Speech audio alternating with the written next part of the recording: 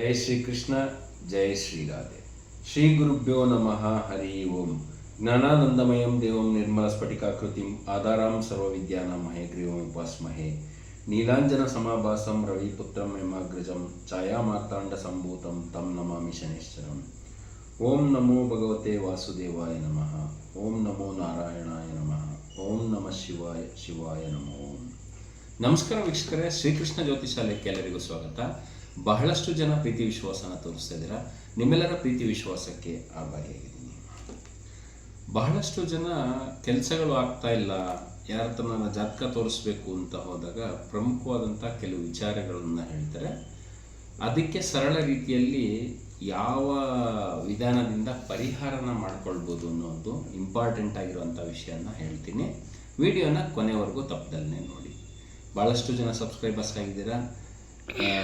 ನನ್ನ ವಿಡಿಯೋಗಳನ್ನ ನಿಮ್ಮ ಸ್ನೇಹಿತರ ವರ್ಗದಲ್ಲಿ ಸಾಕಷ್ಟು ಜನಕ್ಕೆ ಶೇರ್ ಮಾಡ್ತಾ ಇರ್ತೀರಾ. ಇನ್ನಷ್ಟು ಜನಕ್ಕೆ ಶೇರ್ ಮಾಡಿ, ಮತ್ತು ಕಂಟೆಂಟ್ ಇಷ್ಟ ಆದರೆ ಲೈಕ್ ಮಾಡಿ. ಓಕೆ, ಮೊದಲನೇದಾಗಿ ನನಗೆ ಈ ವಿದ್ಯೆಯನ್ನು ಕಲಿಸಿರ್ತಕ್ಕಂಥ ನನ್ನ ಪೂಜ್ಯ ಗುರುಗಳಂತ ಡಾಕ್ಟರ್ ದಿನೇಶ್ ಗುರೂಜಿಯವರ ಪಾದಾರವಿಂದಗಳಿಗೆ ಪ್ರಣಾಮಗಳು. ಜಾತಕನ ತೋರಿಸಿದಾಗ ಪಿತೃದೋಷ ಇದೆ, ಮತ್ತು ಮಾತೃದೋಷ ಇದೆ ಅಥವಾ ಸ್ತ್ರೀ ದೋಷ ಇದೆ ಅಂತ ಸಾಕಷ್ಟು ಜನ ಹೇಳೋದನ್ನ ಕೇಳಿರ್ತೀರ. ಅದು ಯಾವ ರೀತಿಯಲ್ಲಿರುತ್ತೆ ಅಂತ ಫಸ್ಟು ತಿಳ್ಕೊಳ್ಬೇಕು. ಶುಕ್ರ 7ನೇ ಮನೆ ಪಾಪಗ್ರಹಗಳ ಜೊತೆಯಲ್ಲಿದ್ದಾಗ ಅದನ್ನು ಸ್ತ್ರೀ ದೋಷ ಅಂತ ಕನ್ಸಿಡರ್ ಮಾಡ್ತಾರೆ. ಅಥವಾ ಶುಕ್ರ ಚಂದ್ರನ ಜೊತೆಯಲ್ಲಿ ರಾಹು ಕೇತು ಅಥವಾ ಶನಿ ಗ್ರಹ ಇದ್ದಾಗ ಲಗ್ನದಿಂದ 7ನೇ ಮನೆಯಲ್ಲಿ ಸ್ತ್ರೀ ದೋಷ ಅಂತ ಕನ್ಸಿಡರ್ ಮಾಡ್ತಾರೆ. ಆದರೆ ಎಲ್ಲರಿಗೂ ಅದೇ ರೀತಿಯಲ್ಲಿರುತ್ತೆ ಅಂತ ಹೇಳೋಕ್ಕಾಗಲ್ಲ. ಮತ್ತು ಅದರ ಪ್ರಭಾವನ ಪೂರ್ತಿ ದಶಾಭುಕ್ತಿ ಅಂತರ್ಭುಕ್ತಿಗಳನ್ನು ನೋಡಿ ಜಾತಕನ ವಿಶ್ಲೇಷಣೆ ಮಾಡಿದಾಗ ಗೊತ್ತಾಗುತ್ತೆ ಅದು ಯಾವ ಫಲಗಳನ್ನು ಕೊಡುತ್ತೆ ಅಂತ. ಹಾಗೆ ಭಾಗ್ಯಸ್ಥಾನ ಅಂತ ಹೇಳ್ತಾರೆ. ಲಗ್ನದಿಂದ 9ನೇ ಮನೆ ನಮ್ಮ ತಂದೆಯವರನ್ನ ರೆಪ್ರೆಸೆಂಟ್ ಮಾಡುತ್ತೆ. ಭಾಗ್ಯಸ್ಥಾನ ಅಂತಲೂ ಕೂಡ ಹೇಳ್ತಾರೆ.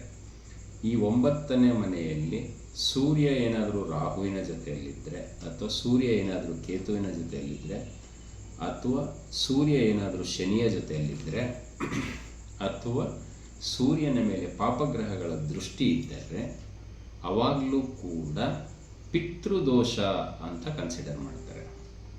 ಹಾಗೆಯೇ 4ನೇ ಮನೆ ಸುಖಸ್ಥಾನ ಅಂತ ಹೇಳ್ತಾರೆ. ಲಗ್ನದಿಂದ 4ನೇ ಮನೆ ನಮ್ಮ ತಾಯಿ ರೆಪ್ರೆಸೆಂಟ್ ಮಾಡುತ್ತೆ 4ನೇ ಮನೆ.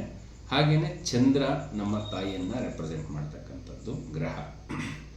ಸೊ ಚಂದ್ರನ ಜೊತೆಗೆ ಶನಿ ಅಥವಾ ರಾಹು ಅಥವಾ ಕೇತು ಯುತಿ ಇದ್ದಾಗ, ಅಂದರೆ ಜೊತೆಯಲ್ಲಿದ್ದಾಗ, ಅಥವಾ ಲಗ್ನದಿಂದ 4ನೇ ಮನೆಯಲ್ಲಿ ಈ ಗ್ರಹಗಳ ಜೊತೆಯಲ್ಲಿ ಚಂದ್ರ ಇದ್ದಾಗ ಅದನ್ನು ಮಾತೃದೋಷ ಅಂತಲೂ ಕೂಡ ಕನ್ಸಿಡರ್ ಮಾಡ್ತಾರೆ.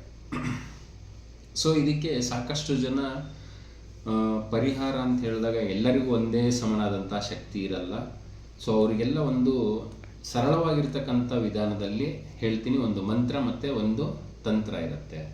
ಯಾರಿಗಾರು ಸ್ತ್ರೀ ದೋಷ ಇದೆ ಅಂತ ಹೇಳಿದ್ರೆ ನಿಮ್ಮ ಗಂಡ್ಮಕ್ಳಾಗಲಿ ಹೆಣ್ಮಕ್ಳಾಗಲಿ ನಿಮ್ಮ ಮನೆಯ ಸುತ್ತಮುತ್ತಲಿರ್ತಕ್ಕಂಥ ಚಿಕ್ಕ ಚಿಕ್ಕ ಮಕ್ಕಳಿಗೆ ಶುಕ್ರವಾರದ ದಿನ ಚೆನ್ನಾಗಿರ್ತಕ್ಕಂಥ ಚಾಕ್ಲೇಟ್ನ ಕೊಡಿಸಿ, ತಿನ್ನೋವಂಥ ಚಾಕ್ಲೇಟ್ನ, ಅಥವಾ ಹಬ್ಬದ ದಿನಗಳಲ್ಲಿ ಆ ಮಕ್ಕಳಿಗೆ ಹೂವನ್ನು ಕೊಡಿಸುವಂಥದ್ದು ಸ್ತ್ರೀ ದೋಷ ನಿವಾರಣೆ ಆಗುತ್ತೆ. ಯಾರಿಗಾರು ಸ್ತ್ರೀ ದೋಷ ಅಂತ ಜಾತಕದಲ್ಲಿ ಹೇಳಿದರೆ ಗಂಡ್ಮಕ್ಳಾಗಲಿ ಹೆಣ್ಮಕ್ಳಾಗಲಿ ಈ ಕೆಲಸನ ಮಾಡ್ಬೋದು. ಅದೇ ಮಾತೃದೋಷ ಅಂತ ಹೇಳಿದಾಗ ಶಿವನ ದೇವಸ್ಥಾನಕ್ಕೆ ಹಾಲನ್ನು ಸೋಮವಾರ ಹೋಗಿ ಕೊಡ್ತಕ್ಕಂಥದ್ದು, ಮತ್ತು ಸೋಮವಾರದ ದಿನ ಉಪವಾಸವನ್ನು ಮಾಡಿ ಏನು ನೀವು ಒಂದು ದಿನ ಉಪವಾಸ ಮಾಡಿದ್ರೆ ಎಷ್ಟು ಅದು ಉಳಿತಾಯ ಆಗುತ್ತೆ ಅದನ್ನು ಯಾರಾದರೂ ವೃದ್ಧರಿಗೆ ಆಹಾರನ ಕೊಡೋದು, ಅಂದರೆ ತಿನ್ನೋ ಪದಾರ್ಥನ, ಊಟ ತಿಂಡಿ ಯಾವುದಾದ್ರೂ ತಿನ್ನೋ ಪದಾರ್ಥವನ್ನು ವಯಸ್ಸಾದ ಹೆಣ್ಣು ಮಕ್ಕಳು ಯಾರಿರ್ತಾರೆ, ಅಜ್ಜಿರು, ಆ ಥರದವರಿಗೆ ಕೊಟ್ಟಾಗ ಮಾತೃದೋಷದ ಪ್ರಭಾವ ಕಡಿಮೆ ಆಗುತ್ತೆ. ಹಾಗೆಯೇ ಪಿತೃದೋಷಕ್ಕೆ ಶನಿವಾರದ ದಿನ ಅಥವಾ ಭಾನುವಾರದ ದಿನ ವಯಸ್ಸಾದಂಥವ್ರು ಅಥವಾ ಯಾವುದಾದ್ರು ಬಸ್ ಸ್ಟಾಪ್ನಲ್ಲಿ ಮಲಗಿರ್ತಾರೆ ಅಥವಾ ಭಿಕ್ಷುಕರಿಗೆ ರಗ್ಗನ್ನು ಕೊಡ್ತಕ್ಕಂಥದ್ದು, ಅಥವಾ ಚೆನ್ನಾಗಿರೋ ಬಟ್ಟೆಯನ್ನು ಹಾಕ್ಕೊಳ್ಳೋಕ್ಕೆ ಕೊಡ್ತಕ್ಕಂಥದ್ದು, ಅಥವಾ ಒಳ್ಳೆಯ ಆಹಾರನ ಕೊಡ್ತಕ್ಕಂಥದ್ದು ಪಿತೃದೋಷ ಪ್ರಭಾವನ ಕಡಿಮೆ ಮಾಡುತ್ತೆ. ಇದರ ಜೊತೆಗೆ ಪ್ರತಿ ದಿವಸ ಒಂದು ಮಂತ್ರವನ್ನು ಹೇಳಿರ್ತೀನಿ, ಡಿಸ್ಕ್ರಿಪ್ಷನ್ಲಿ ಕನ್ನಡದಲ್ಲಿ ಕೊಟ್ಟಿರ್ತೀನಿ. ಈ ಒಂದು ಮಂತ್ರವನ್ನು ಪ್ರತಿ ದಿವಸ 27 ಬಾರಿ ಹೇಳೋದ್ರಿಂದ ಈ ಎಲ್ಲ ದೋಷಗಳ ಪ್ರಭಾವ ತುಂಬ ಕಡಿಮೆ ಆಗುತ್ತೆ. ಕೆಲವರಿಗೆ ದಶಾಭುಕ್ತಿ ಅಂತರ್ಭುಕ್ತಿಗಳ ಆಧಾರದಲ್ಲಿ ಕಡಿಮೆನೂ ಕೂಡ ಆಗಬಹುದು, ಮತ್ತು ಇಲ್ದೇನೂ ಕೂಡ ಇರ್ಬೋದು. ಅದು ಜಾತಕ ವಿಶ್ಲೇಷಣೆ ಮಾಡಿದಾಗ ಗೊತ್ತಾಗುತ್ತೆ. ಮಂತ್ರ ಈ ರೀತಿಯಾಗಿದೆ: ಓಂ ಹ್ರೀಂ ಕ್ಲೀಂ ಶ್ರೀಂ ಕ್ರಾಂ ಕ್ರೀಂ ಚಂಡಿಕೆ ದೇವಿ ಶಾಪ ನಾಶಾನುಗ್ರಹಂ ಕುರು ಕುರು ಸ್ವಾಹ. ಸೊ ಡಿಸ್ಕ್ರಿಪ್ಷನಲ್ಲಿ ಕೊಟ್ಟಿರ್ತೀನಿ ಕನ್ನಡದಲ್ಲಿ. ತಪ್ಪದಲ್ಲೇ ಪ್ರತಿ ದಿವಸ 27 ಸಲ ಹೇಳಿ. ಚಂಡಿಕೆ ದೇವಿದು ಬಹಳ ಶಕ್ತಿಶಾಲಿಯಾಗಿರ್ತಕ್ಕಂಥ ಒಂದು ಮಂತ್ರ. ಇದನ್ನು ಪ್ರತಿ ದಿವಸ ಯಾರು ಜಪ ಮಾಡ್ತಾರೆ, ಚಂಡಿಕಾ ದೇವಿಯ ಆಶೀರ್ವಾದದಿಂದ ಅವರಿಗಿರ್ತಕ್ಕಂಥ ದೋಷಗಳ ಪ್ರಭಾವ ತುಂಬ ಕಡಿಮೆ ಆಗುತ್ತೆ, ಅವರ ಜೀವನದಲ್ಲಿ ಕೆಲಸಗಳಾಗುತ್ತೆ.